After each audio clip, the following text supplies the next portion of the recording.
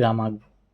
একটি গ্রামের ছবি আঁকার জন্য প্রথমত আমি একটি লাইন টানবো উপর থেকে। এই লাইনটির উপর থেকে ঠিক বাম দিকে একটা লাইন টেনে নেব, ডান দিকে একটা টেনে নেব। একইভাবে এখান থেকে আরেকটি লাইন এইভাবে টানবো, এটাকে জুড়ে দেব। দেওয়ার পর আমি এই অংশটুকু আবার একটা ঘরের আরেকটা অংশ করব, যেমন ঘরের এপার থেকে একটি চাল নেমেছে। তার জন্য গ্রামের আমাদের এই দৃশ্যগুলো দেখতে বেশ ভালো লাগে, এটি শহরে পাওয়া যায় না দেখতে। তো আমি এই ঘরটিও করছি সেম, এরও একইভাবে এই পাশ থেকেও একটি চাল নেমে যাবে। দুপার থেকে আমি দুটো চাল নামিয়ে নিয়েছি এবং এর পাশ থেকে ঘরের দেওয়ালটা আর এই ঘরের খুঁটিগুলো আমি একটু স্পষ্টভাবে দেখাচ্ছি। এই চালের এই অংশটুকু একটা খুঁটি হবে, যেমন এই ঘরগুলো বিশেষ করে আমরা দেখতে পাই ছিটে বেড়া বাঁশ দিয়ে তৈরি হয় আর উপরে ঘর। তো এই রকম একটা ঘর আমরা আঁকবো আজকের, গ্রামটি করব এবং খুব সহজে আমি দেখাচ্ছি।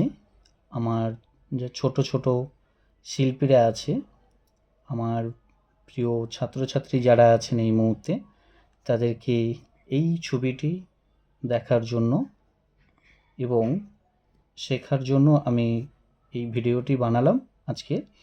তারপরে আমি দূর থেকে আরও একটি ঘর করছি।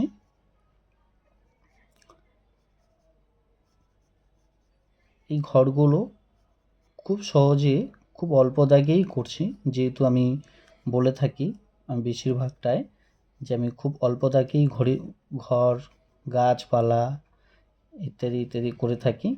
খুব অল্প দাগ ব্যবহার করে কীভাবে ছবি হয় সেটিকে আমি একটু বেশি ধ্যান দিই। তো তার জন্যে আমি বলবো, যারা আমার প্রিয় ছাত্রছাত্রী যারা আছেন বা ক্ষুদে শিল্পী যারা এখন এই নিয়ে কাজ করছো, তাদের জন্যই করছি। তো এই করার পর ঘরের ঠিক বাম দিক থেকে একটি গাছ করব।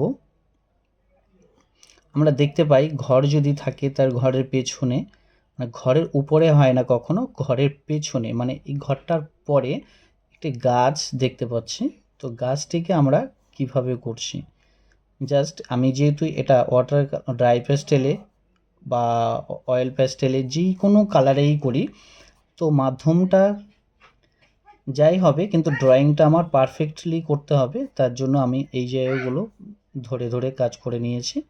তারপরে ঠিক এই পারে কয়েকটা গাছ করে নেব। এটি একটা নারকেল গাছ। নারকেল গাছটি ঠিক এই অংশটুকু দেখাচ্ছি যতটুকু দেখানো যেতে পারে, বাট নারকেল গাছের পাতাগুলো বড় বড় হয়। আমি দেখি অনেকেই নারকেলের গাছের পাতা আর খেজুর পাতা দুটো একই করে ফেলে, তো এটা কখনো সম্ভব নয়, একই হয় না। তো নারকেল গাছের পাতা একটু বড় বড় হয় আর খেজুর গাছের পাতা একটু ছোট ছোট হয়, বাট একই টোনে কাজ করা যেতে পারে এবং এর পাতা অনেক জুড়ে থাকে, তার পাতা অনেকটা ছেড়ে থাকে। তো এই হচ্ছে নারকেল গাছ আর খেজুর গাছের তফাৎ। অনেকেই একই জায়গায় করে গন্ডগোল করে ফেলে। তো তাদেরকে বলবো, এই কাজগুলো যখন করবে একটু ধ্যান দাও, একটু ধ্যান দাও, স্মরণ করো। আমাদের আগে অনুসরণ করতে হয়, তারপরে অনুকরণ করতে হয়। যদি আমরা না দেখি তো সেক্ষেত্রে আমাদের সমস্যা তো অবশ্যই হবে। তো এই জন্যে আমি বলি একটু দেখো, ছবি আঁকার আগে একটু দেখে নিতে হয়, তারপরে ছবি আমরা আঁকতে পারবো। আর তখন আমাদের আর এই ভুলগুলো বা এই সমস্যাগুলো আমরা পড়বো না। তো এই ছিল আজকের আমার পুরো ভিডিওটি। ভিডিওটি কেমন লাগলো অবশ্যই অবশ্যই জানাবে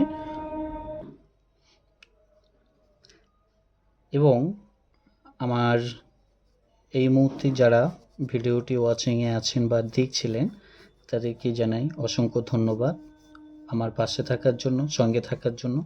ভালো লাগলে লাইক, কমেন্ট অ্যান্ড শেয়ার করে পাশে থাকবেন।